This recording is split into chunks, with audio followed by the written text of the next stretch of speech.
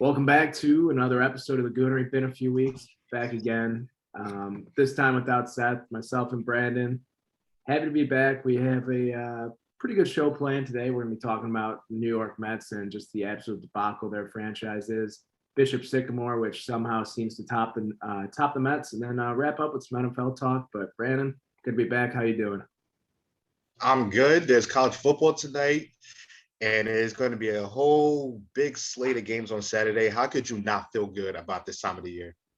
Dude, it's like I woke up today, I walked to class, and it was like about 70 degrees. There's a little bit 70 degrees, a little slight breeze, and it's like, man, this just feels like football in the middle of central Illinois. And I mean, obviously, we had a taste last week with college football being back week 0, Illinois, where I go to school. We got to win. I'm a believer, but we'll see how that goes. But I'm excited for this weekend slate. A ton of great matchups. We have, I mean, Clemson, Georgia. I think everyone has that one circled on their calendar, and then your Wolverines and in-state rival. I guess you could call them a rival, Western Michigan. That should be interesting. I mean, I was looking at the spread for that, and Michigan's a 17-point favorite at this point. And I know you're not much of a gambling man, Brandon, but that seems to be a pretty I don't even know how I would describe that. I mean, disrespectful line to Michigan, I would say, despite them having it down here. I think it's rightful only in the sense that we don't know who Cade McNamara is. I saw him come in against Wisconsin in mop-up duty, and then I saw him in a more fuller view against Rutgers. And when I watched him play, I was like, okay, this guy might have some granted Rutgers, but there was something there. And there's been very just ringing endorsements from everybody involved with Michigan about Cade, and it gets me excited. But then again, I had to tone that excitement down because it's the same thing that happens every single year, no matter if it's Wilton Spade or Shea Patterson or Joe Miller from last season. Sometimes you got to tone back the expectations because I'm not sure anyone had Michigan in a very, very like high standing going to last year. But, you know, I think last year taught me that just to pump the brakes is just let everything play out.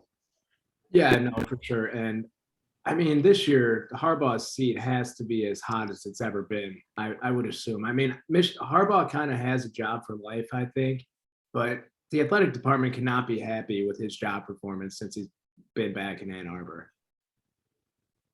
Not at all.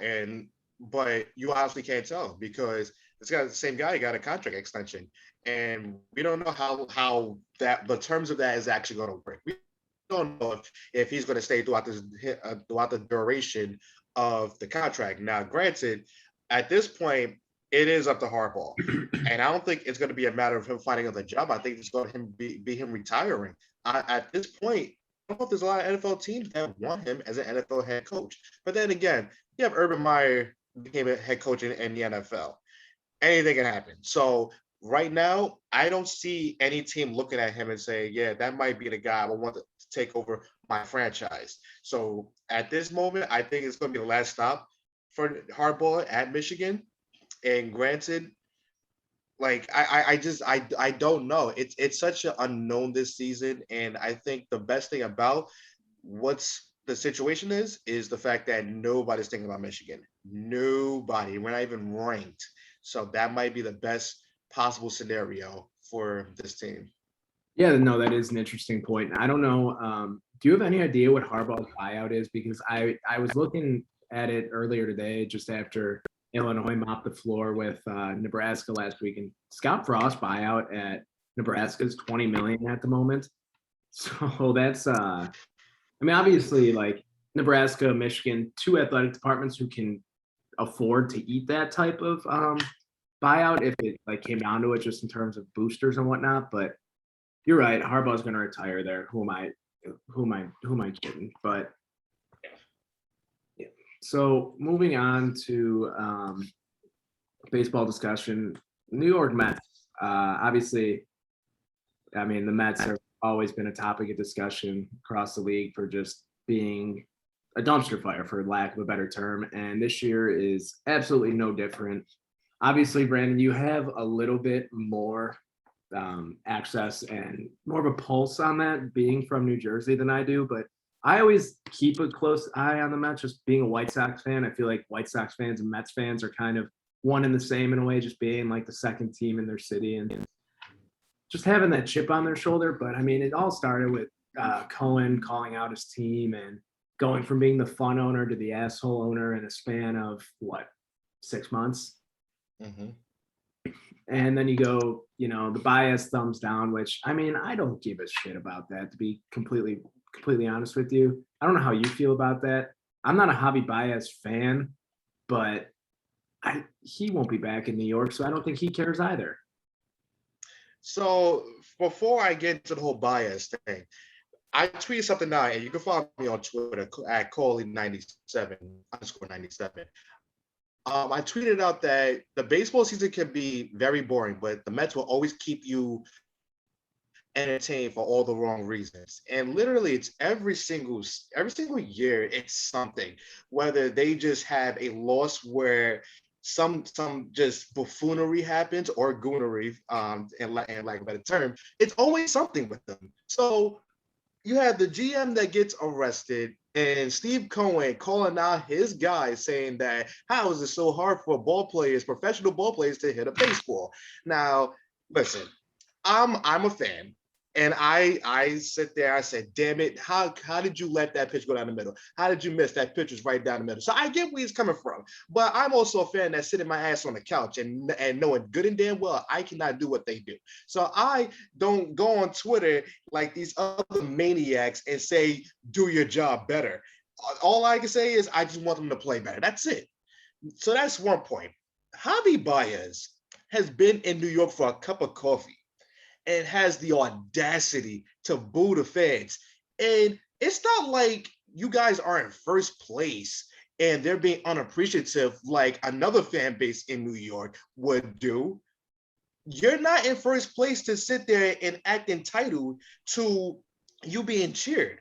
You know how you get cheered in any fan base. It's not just for New York or Philadelphia or Boston. You know how you get cheered? You win baseball games. The Mets haven't been doing that. So I don't know where all this sensitivity is coming from, but you've been a World Series champion. You know how it goes in Chicago. If for a team that's been on a roller coaster of a ride from 2016 to this season, you know, if the results aren't there, they may not boo you, but I guarantee you go to a fan base that is crazy and not very patient. You're like, what was you expecting? What were you expecting? And just even for Lindor, I'm not going to just sit here and rag on Baez. Lindor is just as much as involved with this as Baez. Y'all been in New York for a year and a year and a half, respectfully. Like, guys, like something's not clicking. And it's worse on Lindor considering he has 10 years. He has 10 years in a Met uniform. He's not to the best start, but I guarantee you Baez is not going to be there playing with them for very, very long. Yeah, I think Baez is going to end up getting way too big of a contract to go play in Miami, and Derek Jeter is just going to set that franchise back even further than he already has. But I mean, just the Mets' downfall this year, it all comes back to their pitching. Every single time in the last decade or so, they're in theory supposed to have the best staff ever. I mean, what was that 5 years ago when they had Syndergaard, they had DeGrom, they had Harvey, they had Steven Matz. And was R.A. Dickey the 5 on that staff, I think, maybe? Or I believe so. Or R.A. Dickey or Bartolo Colon, one of the two. And, I mean, that team was supposed to win division title after division title, compete in World Series. And, I mean, their pitching staff is completely riddled with injuries. And then the rest of their organization from the top down is just a dumpster fire. I mean, they have their interim GM who just got charged with DUI, leaving a team function. So that's awesome. And then, I mean, you had what's his name? Sandy Alvarez. Yeah, he putting out that statement. I mean, if I was a Mets fan, I'd be pissed off. I think more so by the off-field antics than the on-field. I mean, the Mets have been destroyed by injuries all year, and they tried to make a move at the deadline with going out and getting Baez to kind of bolster up for that run because they were in first place at the time, and it just that quickly. I mean, it's snap of the fingers, and the Mets are the laughing stock of baseball again. It's amazing how I'm like we can't rag on the Mets too much. That would be unfair to do. But it's just amazing. It's every single season with them. It comes from all areas of their organization. It's every single season that it's something. And even prior to the Baez and Lindor situation, you have Miguel Rojas over there talking about moral victories. And I don't know about any of y'all out there. I say damn moral victories. There's no such thing as moral victories. It's a W and an L. If you're talking about improvements from game to game, week to week, then I mean, when is the results going to come? You're going to have the same conversation going forward. I mean, just it's crazy. They get that Carlos Beltran. I guarantee you, he's not talking about some damn moral victories. And then you got Miguel Rojas. I'm not saying he's a bad manager, but just saying things like that. And if I'm a Mets, I'm like, who gives a shit? Why do I care about moral victories as a fan? And it's just like, it's crazy to me too, being a Chicago sports fan. I've dealt with a lot of mediocrity in my life, and just obnoxious front offices, whether it's the White Sox, who are my favorite team, who, like I mentioned, are the Mets reincarnated, but to a lesser extent. And then, I mean, with the Bears too, just general incompetency. So I can relate to what the Mets are feeling, but it blows my mind year in and year out. And it seems like it just continues to get worse and worse as time goes on. And you thought that it would change when the Wilpons sold to Stephen Cohen, and it seems like it's right back where they started, back to square one. Per usual, it's like clockwork, and it's going to be interesting how the Mets all season goes, because Baez is not endeared himself with the fan base, and you wonder if that would be the deciding factor where he goes in the offseason. But there's not much they can do. They got people for this team like last offseason.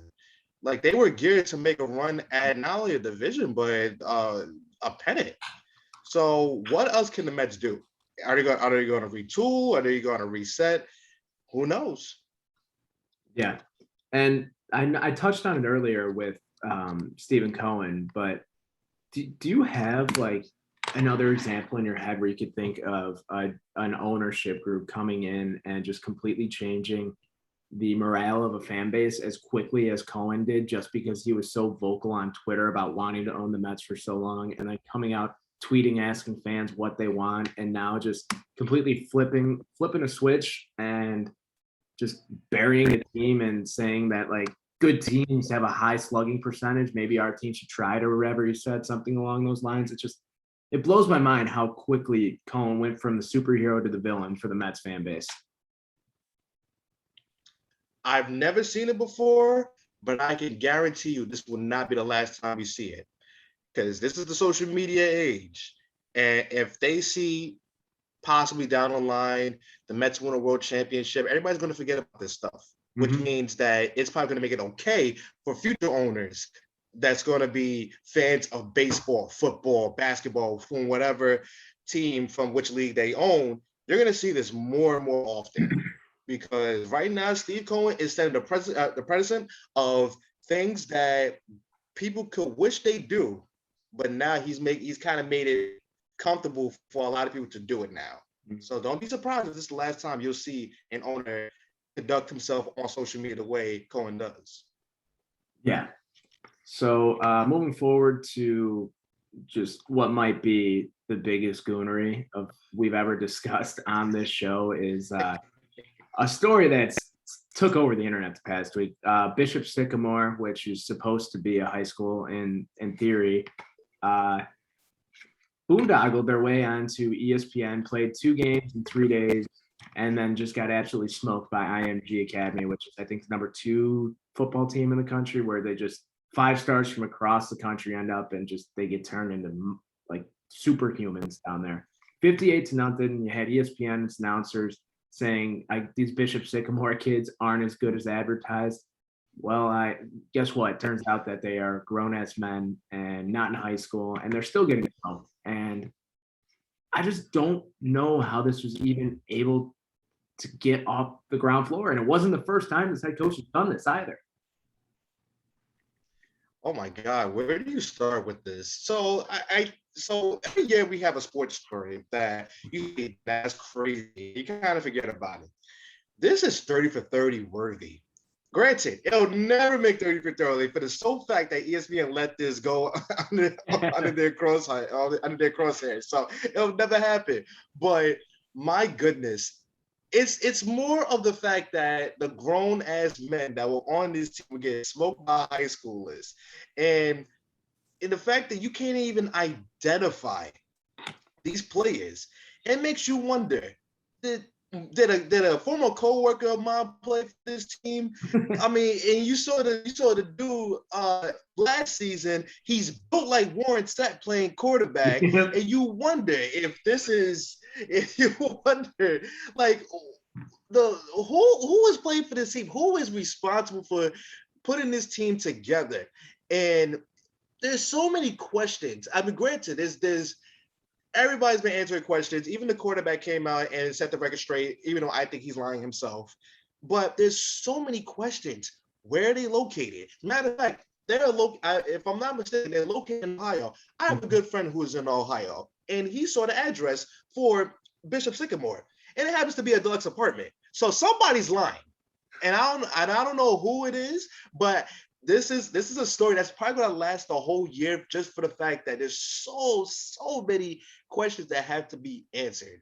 And I mean, like a documentary has to be made about this. It has to.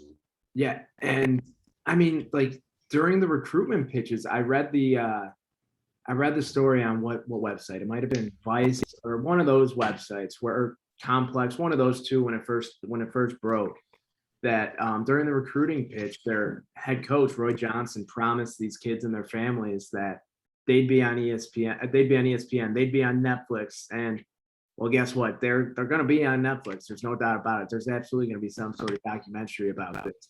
And I mean, the story is just absolutely ridiculous, though. It goes from, I looked at their their webpage, their About Us and their staff page were completely blank.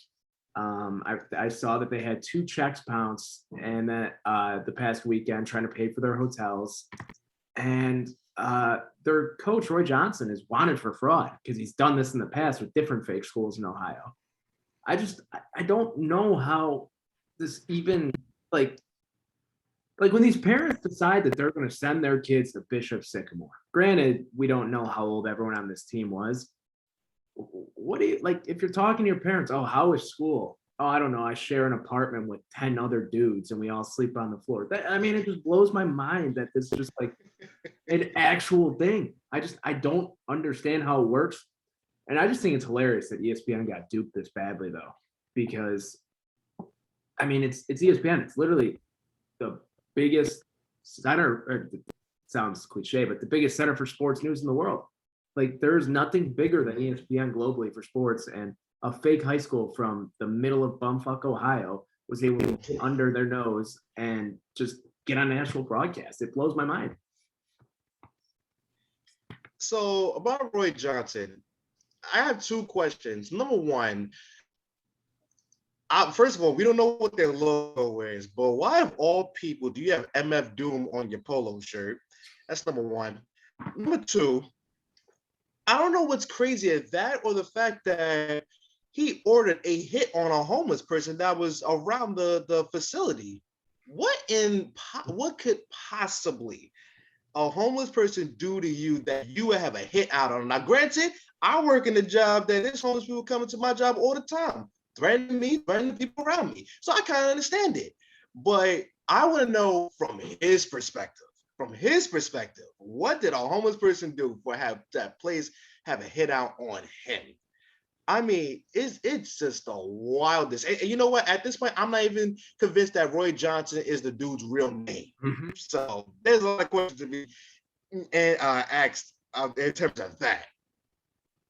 Yeah, and so we we've like kind of tiptoed around it, saying that we think this is going to end up being some sort of documentary. But there's been some crazy sports stories in the past. I mean, not forever, but the past decade specifically, that I think are just like waiting to be made into documentaries. First one off the top of my head that I think that I want to see is the Manti Te'o fake girlfriend situation. I mean, dude, how are you a Heisman finalist linebacker at Notre Dame who gets duped by a catfish, a fake girlfriend death?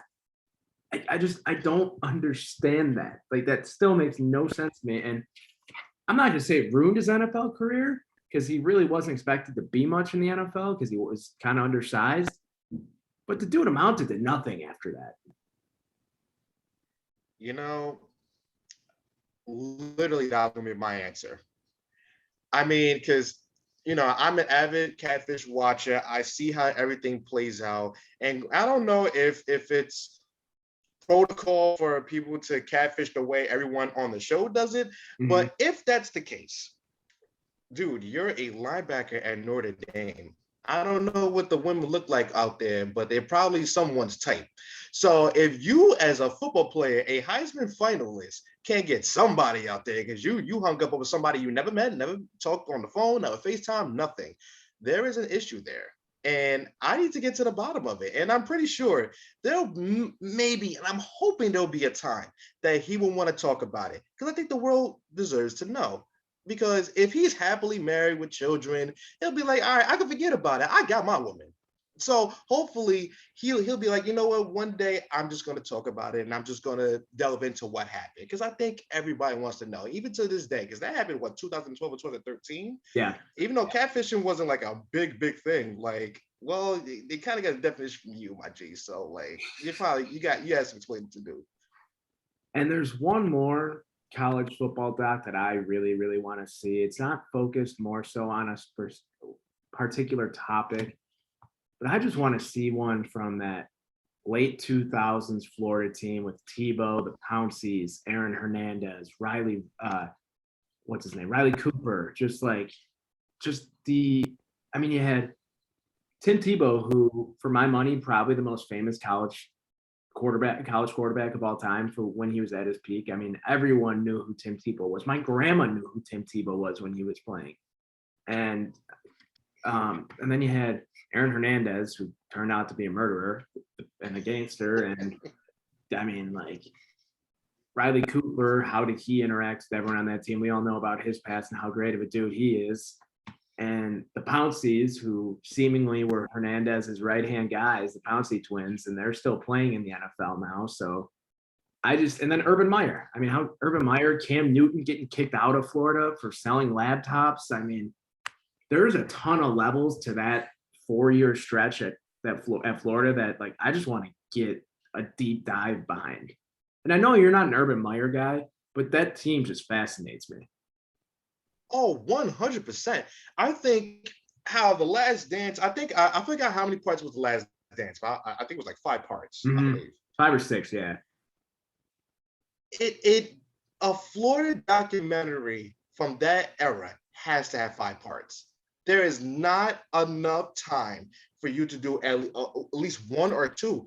There is so many layers to anything that's going on, because I think that one of the biggest questions is, how did Aaron Hernandez turn out to be a murderer, and Tim Tebow is on the team as the moral compass, and also Urban Meyer, as how did he just drive this boat of all these personalities on one team? And I think the biggest thing from all this, the team was so damn talented. That's why people remember them. And I think if you really look at it, I think, because I'm born 1997. I watch college football it feels like all my life. So the teams that I remember that were just so controversial was the 2006 USC team, and then the 2007-2008 Florida team. Those are 2 I would absolutely want to see, because I mean, goodness, like, we will find out so much stuff that we even know about, but everything's out there. But I guarantee there's more we just don't know about, and it's fascinating. I mean, yeah, it fascinating is the perfect way to put it. You just had players on such different ends of the spectrum on that team, just such different upbringing, such different backgrounds. And I mean, and then just coming together, what they win 2 national championships, right? Tebow won a Heisman, a 2-time finalist.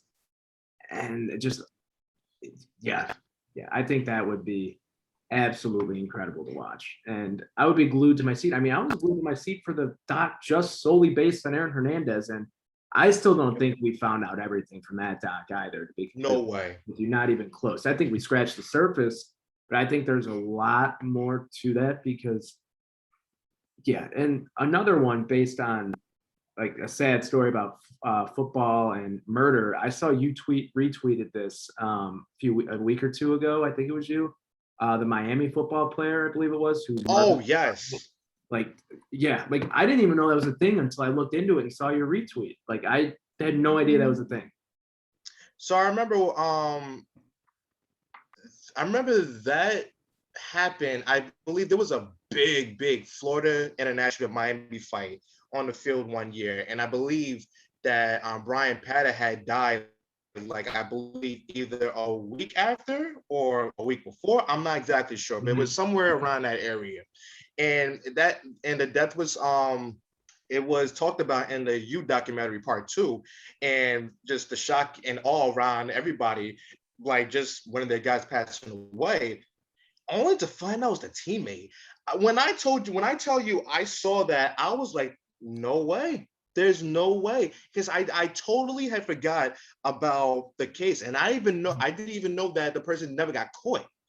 And the fact that it was the teammate, you can see the picture, just like his eyes. It seemed like it didn't leave Pat's picture as they was kneeling over it. It's the most scariest thing. And you just wonder like how often is there a plot from players to kill teammates? It's the craziest, one of the craziest stories that has fallen on deaf ears. That like that people like I think we're deserving of a memory of that. I think someone should pick that up. It's the most, one of the craziest sports stories I have ever seen, and I was just in total shock just seeing who got arrested. Yeah. So I mean, out of those, what we had mentioned, I think we'll absolutely see a Bishop Sycamore one at some point, probably within the next few years. Being completely honest, they're going to strike while the iron's hot. Definitely. I mean, I'm sure Netflix is already in contact with people getting that ball rolling. And out of those, I honestly don't think we'll ever see a Manti Te'o one.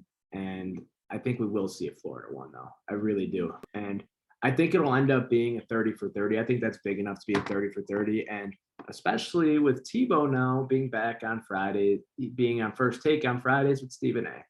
So, yeah. I will be skipping that. I'll be tuning on Mondays, but Fridays I will skip. Yeah. I'm just happy he didn't make the Jags. But on that topic, moving into NFL season predictions, it looks like it's going to be virtually back to normal. It's been interesting seeing how teams have handled COVID during the offseason. We've seen some people like Jaguars come out and say that being vaccinated has made decisions and roster cuts, and you have Bill Belichick saying that it has absolutely nothing to do with it. But I think there probably is still a little something to do with it with Cam Newton, if we're being completely honest. But we did this a little bit. We did this last year, starting out just with some division discussions. Don't have to run through them all, but I think we should hit on a couple of the big divisions. I think the AFC East. I think we're going to see Patriots coming third, Bills coming first with Josh Allen. I think Josh Allen wins the MVP. I mean, I think it's his season to win an MVP. I mean, I know it's not a crazy prediction to say Josh Allen's going to win the MVP, but I think we have the Dolphins coming second. But if that Dolphins team was able to get Deshaun Watson, and Deshaun Watson's able to get clear of all the mess he's created for himself somehow, a Dolphins team with Deshaun Watson would be scary. 100%. And I actually have the just coming in second, and reason being is that they're just a far better team this year than it was last season. They got a lot of guys back from just sitting out the season, and I think now because I've always been a believer that like quarterbacks don't need to be exactly great in order for you to make it to the playoffs or conference championship, anything like that. So right now, Mac Jones, he doesn't need to be great. He just needs to manage game, and everything else is going to come to him. The defense for the Patriots is going to be so much improved. As long as Stephon Gilmore is the number one corner, they're going to be so much improved on defense.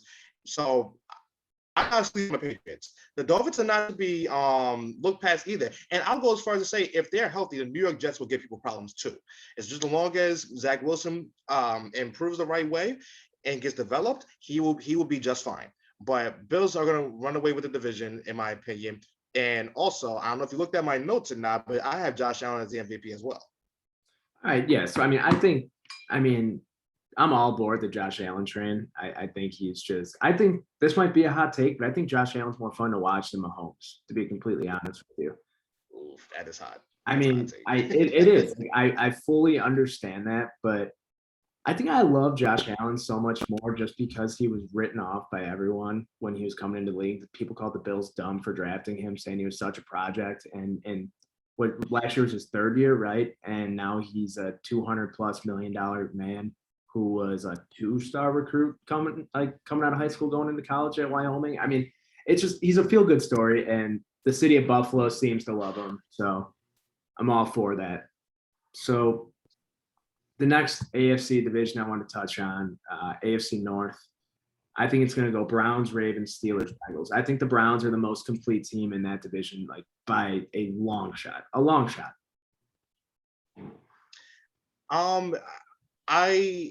So the Ravens, I really wanted to pick them first, but I'm not going to, because you say the Browns are the most complete team in the North. They might be the most complete team in the AFC, period. From top to bottom, if you look at the names of the back of the jerseys, you're just like, damn, these guys are stacked. They have players everywhere on the field. And I'm going to go back to this point. I'm not sure if Baker Mayfield has to be great in order for the Browns to make it to the Super Bowl, which I think they will, by the way. That's my team coming out the AFC. Baker Mayfield does not have to be great. He just has to be good enough because he has the weapons around him. If Beckham is healthy, Landry's healthy, Donovan Peoples-Jones is improving. They still have David Njoku and Austin Hooper. And the running backs, you have Chubb and Kareem Hunt. They're loaded on offense. And I don't know if they can mess this up, but the only person that will get the blame if they don't make it at least to a divisional round game is Baker Mayfield. Mm-hmm. He doesn't need to be great. He just needs to be good. But I do think he'll be good enough to make it to the Super Bowl out of the AFC. Dude, you mentioned Nick Chubb. I think Nick Chubb is the best pure runner in the NFL outside of Derrick Henry. And I don't even think it's close. I don't even think it's close, to be completely honest. He's averaging like 5 yards a carry in his career right now. And if I'm the Browns, I hate to say it because it happens to running backs all the time. I'm running him into the ground. Plain and simple. Like, I am handing him the ball 20 times a game and saying, go. And you know what? I'm not mad at you for that, but it may not be necessary. It may not be necessary because, I mean, granted, you do have Kareem Hunt in that running back room. Mm-hmm. It may not be necessary, but considering the weapons that they have in the wide receiving corps, they're not going to need to run the ball like that. So if they want to, it may be a recipe for success, but they don't necessarily need to do that, in my opinion. And we've been talking about their offense. We haven't even mentioned that they might have the scariest defensive line in all of football, anchored by Myles Garrett. I mean, Myles Garrett's like an absolute superhuman.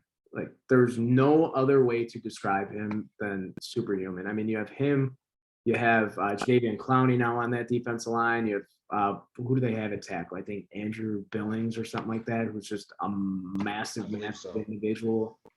And they just, I mean, top to bottom, I mean, their DBs are good. They're a scary team. And, you know, I'm happy for Browns fans, though, to be completely honest, because They deserve Here, some success. 100%. Yeah. So pivoting over to the NFC East, I think Washington wins that division. I really think Washington wins that division with Dallas coming in second, Giants in third, and the Eagles bringing up the caboose. Washington is so interesting to me because they've had a revolving door at quarterback since Alex Smith got hurt. And they still continue to compete, and their defense is scary. They have a great young running back in Gibson. They have Terry McLaurin, Logan Thomas. They have all the pieces to be successful, and they have a great head coach. Oh man, this was the hardest division to call for me because there's 3 teams that can win that division. Mm-hmm. Now, I am going to put my money on Dallas. And I think it's going to be a case of, reports that Dak may not be 100% for the entire season. I don't necessarily believe that. I think it's going to be one of those situations where the more Dak plays, the more healthy he's going to get. You're going to see like him getting his football legs back under him, and the shoulder may not be too much of a detriment. And I do think with a healthy offensive line that Ezekiel Elliott is going to be helped out immensely. And that's one of the biggest keys, because we can talk about Prescott and whether he's going to still be able to play or not. But at the end of the day, Ezekiel Elliott hasn't been much of anything over the past 2 seasons. He needs to be the guy that steps up. Yeah. So I think is also on the defensive side with Dan Quinn, you can't get any worse than what Mike Nolan did last season. So there's going to be improvements there. And I think from top to bottom, I think Cowboys have the most talented team in the NFC East. But I tell you, I honestly believe that Washington is going to finish third. And it pains me to say that because I want to see them win that division. But also, I think if Daniel Jones has a healthy offensive line, I think he's going to be better than people expect. I agree with you on the Daniel Jones fact. I think that since he's come into the league, he's gotten such a bad rap just because people thought he was such a bad pick coming out of Duke. But I wouldn't say he's underperformed to this point. I mean, he struggled with injuries. That's for sure. And he had kind of I would say lack of weapons, lack of a team around him that can stay healthy. I mean, Saquon Barkley, of course, still banged up right now, but if he can stay healthy, he'll have him, newly signed Kenny Galladay, still have Sterling Shepard, and I don't want to say him, but Evan Ingram is still there. I mean, not sure what he does, but he's there. And the Giants are going to be a fun team to watch. And I mean, we've seen a lot of news coming out of their training camp this offseason, so it's going to be really, really interesting. And I saw a funny quote, though, from Daniel Jones the other day on Twitter. It's something along the lines of, yeah, we've been working really hard this offseason. I don't know what else to expect out of us, but we've been working hard, or something that just made no sense. But it was just like, that's a Duke education for you. Right. Yeah. Hey, I mean, I think the Giants, they have the ability to their defense is so good. That's why I can't count them out. Now, granted, same thing with Washington, but Washington also has Ryan Fitzpatrick as their quarterback, and eventually he might play himself out of a job. I'm not sure how Taylor Heineke can do, but he couldn't beat out Ryan Fitzpatrick. So that's kind of a red flag there. Yeah. So yeah. But he will play. He will start a game this season. I guarantee you. 100%. But then both in agreement that the Eagles are going to be bringing up the rear and fourth. I love Jalen Hurts as a competitor, but I just don't think that he has what it takes to be a great NFL quarterback. I mean, he has sky-high expectations coming into this year off of 4 games, and I honestly feel bad for him to an extent because those expectations are going to be so – I mean, I'm thinking a lot of this are based on fantasy projections in my head right now, I think. But, I mean, they can't be that confident in him if they just traded for Gardner Minshew after the last preseason game. Right. And I think with Jalen, it won't be it won't be just him not having the success, because I don't think he has that good of a team around him too. I agree. And because of that, I do think that Gardner Minshew will be playing and will be starting a game sometime this season. And it's unfortunate, but right now their team is just not that good.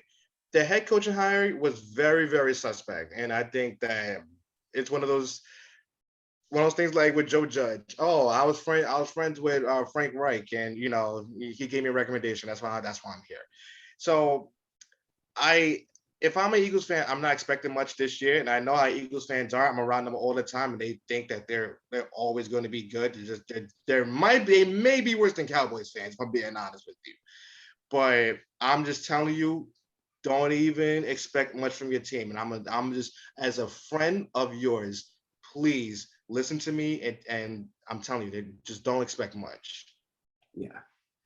So next division I wanted to touch on before we just get into what will be a heart-to-heart, the NFC West. This was, for me, by far the absolute hardest division to predict. I mean, to be completely honest, you could cut up 4 names, put them in a hat, and grab them out in a random order, and I would say I could believe you and say, yeah, I could see the division finishing that way this year.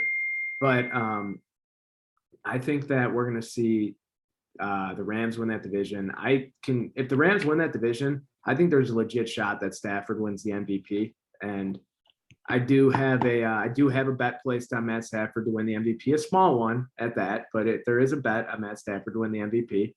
Then I think we see the Cardinals in second, Seahawks in third, and 49ers in fourth. But I could very well see the 49ers win that division, though. That's how close this division is going to be, I think.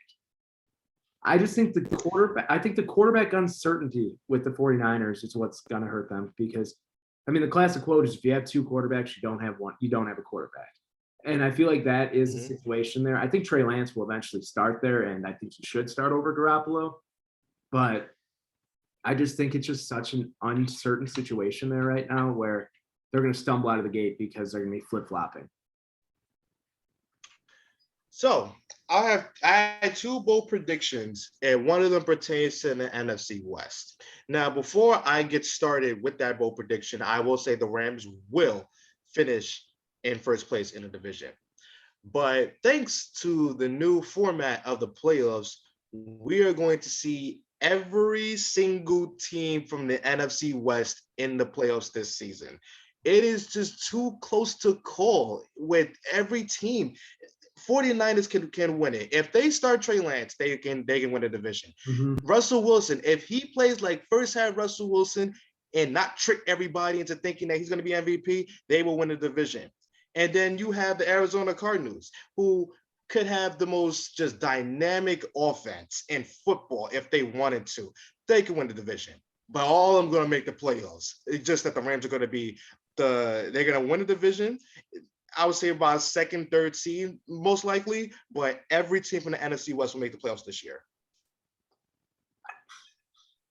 I mean, as crazy as that sounds, I don't think it is crazy though. Like I said, I mean, you can pick 4, you could randomize it, and I could agree and say that will be how that shapes up. I mean, that division race is going to look very similar to the NL West division Yep. right now, and I mean, it's going to be very, very, very fun division to watch. I mean, I hope the 49ers can get things back under wraps with Trey Lance, because I loved their offense a few years ago, how Garoppolo would throw the ball 15 times a game and they would just run the ball, give 3-4 different guys 12 to 15 carries, and they would run for 250 yards right down your throat and just choke the life out of you. I mean, maybe that's the Bear and Big Ten football fan in me, but I love that. I love that style of play. And then with the Cardinals, I mean, I could see us very, very well see the situation where Kyler Murray leads the NFL in passing, the Cardinals lead the league in scoring, and Kyler Murray wins an MVP. I mean, you saw it with them last year. They put up a ton of points. Yep. And Cliff Kingsbury does not look like as bad of a hire as we all originally thought. But I will say, if he does not make the playoffs, this will be his last season in Arizona. I agree. No, I do agree with that. I think it's winner shutout. So I'm very excited. That's the division I'm the most excited about. And then division that I'm dreading the most is the NFC North. I have such low expectations for the Bears now, to be completely honest with you. I'm sure you are virtually the same. I mean, I still think they finished third in the division because the Lions are going to be that bad, but I think the Packers are just going to completely run away with the North. So I think the Packers are going to run away with the North and represent the NFC in the Super Bowl. But I have the Bears finishing second. Now, I think that this whole COVID situation and how the dynamic is forming in the Vikings locker room is going to distract them. Something's going to happen to this team because the vaccination numbers for the Vikings is not good, and now it's falling on the quarterback. Kellen Mond might start a game this season for the Vikings because of that.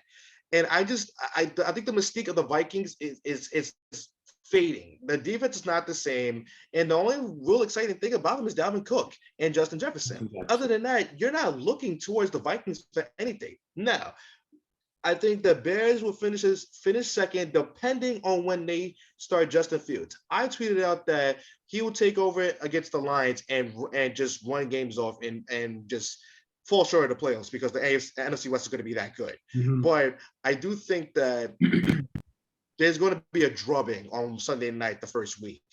There's going to be some lessons learned. And I think that's going to be a confidence builder going forward. You play the Bengals in week 2. You go to Cleveland. That's never good. But I do think it's going to be that typical shift of energy from Andy Dalton to Justin Fields, and you're gonna see a team play just so much better. And I think that was the same thing we saw with Nick Foles to Mitch Trubisky last year. I think people didn't really want either of them starting. But guess what? Mitch was the best option because he got benched prematurely looking back on it. I think now and people know that Andy Dalton's not the future of this organization. They know all many things, which is insane. And just thinking about why they're starting him, because they offered him a pinky promise saying that, hey, you're going to start. You know, we owe you a start. Yeah. But when Justin Fields take over, it's going to be a different feel. And I can guarantee you that it's going to start bad for the Bears, but it's not going to end as bad as everyone thinks. That's a fair point. And I wish the Bears would cut their losses and just start Fields. And we saw Belichick do it. He told the media that he thinks Mac Jones is better than Cam Newton currently for the Patriots. And everyone who watches football with their own eyes knows that Justin Fields is the answer for the Bears at this moment. And they just refuse. I do think it comes down to the front office trying to save face for negotiating with future free agents to a degree where they bring these guys in. They tell Dalton that he's going to start. And part of me also wonders if the Bears just didn't think they'd have a shot to get Fields, and they kind of backed themselves into a corner, even though they've righted the direction of the franchise moving into the future. So it's interesting because the moment Justin Fields is announced he's starting a game, he owns the city. He will own the city of Chicago. In my lifetime, I don't think I've seen the city and Bears fans more excited for a player more than Fields.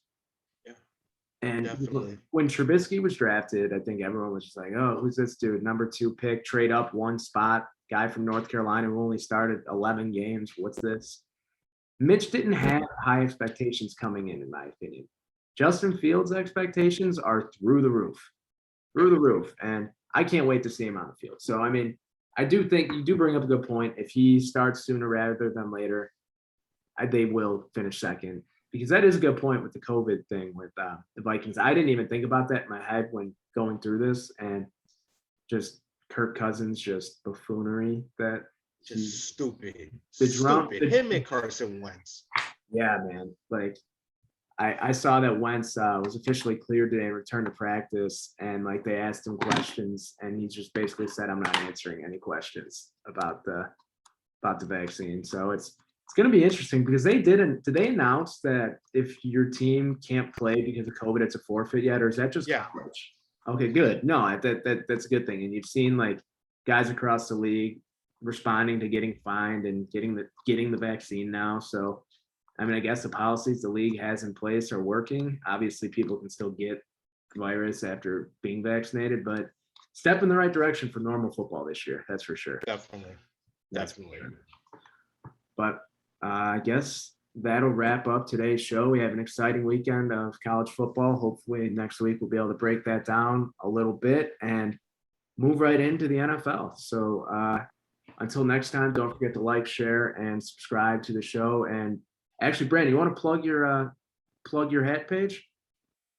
Oh, yes, yes. So, I have a hat page. I've started to expand upon it more in terms of doing my own designs. I make patches. I put whatever you could think of on a hat. I started doing butterflies and sunflowers and everything like that. So my hat page is at 97 Beans Caps. Let me repeat that, at 97 Beans Caps. Follow me on Instagram. You could spam me with likes. I give you a shout out. You can inquire to me about making a patch for you. Anything you want, I got you. So just holler at me. Just so supporting, and I really appreciate that. Yeah, check out his page. It's awesome, guys. So we will see you guys next week. And thanks again for listening.